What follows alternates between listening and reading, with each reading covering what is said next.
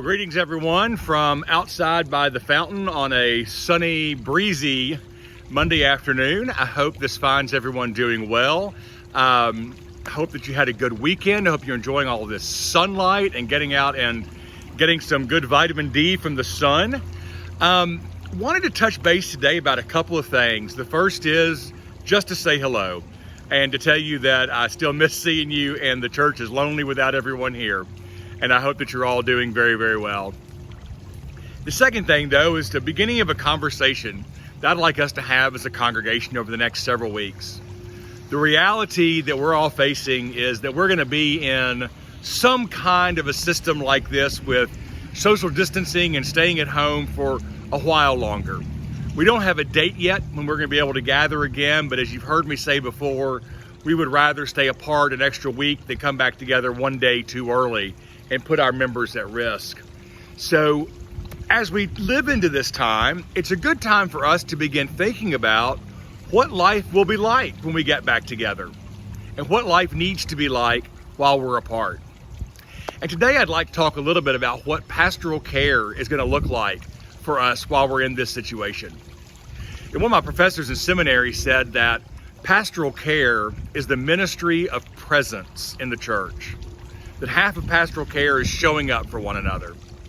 Well, I think he's probably right about that. And I have to say that the ministry of presence is pretty hard in a season of absence like we're in right now. One of the challenges that we have in this season is that we've lost some of the modes of communication that we have for sharing pastoral care needs in the life of the church. Many times I hear on Sunday afternoon or Monday, "Did you hear on Sunday XYZ, that so-and-so is having surgery, or this person's brother or sister or granddaughter is in the hospital or has this need?" We're such a wonderful open congregation and communicating with one another. That's often how we learn of the needs, is that we share them with one another. Well, now that we're not together on Sunday mornings or on Wednesday nights, we've lost that communication with each other. So what I'd like to ask of you is to, in the next several weeks, make a particular effort that when you know of a pastoral care need in the life of the church, to give me a call or drop me an email, or call or email Jane Sanders, the chair of our pastoral care committee. Because even though we can't be there face to face for one another, we still want to be there for one another however we can be. And while we're in this season of social distancing and separation from one another, it's going to take all of us working together to make sure that communication flows.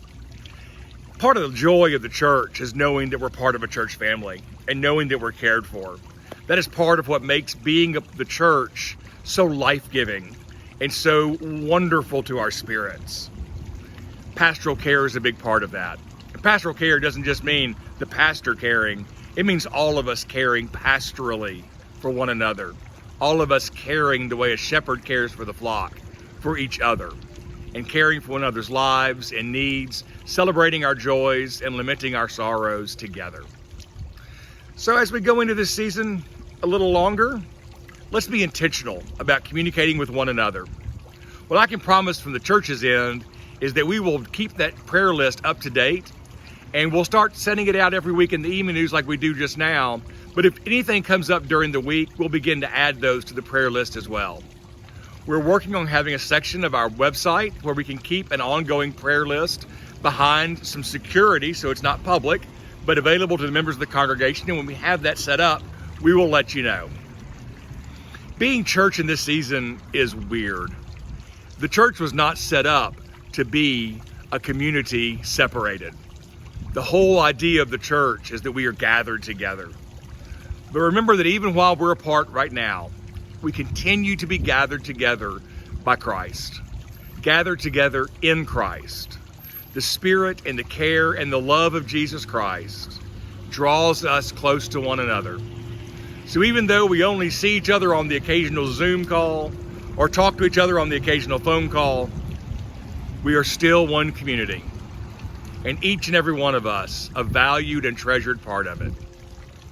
Please continue to take care of yourselves and take care of one another. Be sure to let us know if there's anything the church can do for you. We do still have volunteers who are willing to run errands or do anything they can to help our vulnerable population who might be more at risk of this COVID-19. Let us know if there's anything that we can do for you. But above all, know that you are cherished by your church. Your pastor misses you and loves you, and look forward to seeing you all very, very soon. Have a great afternoon and get out and enjoy this sunshine.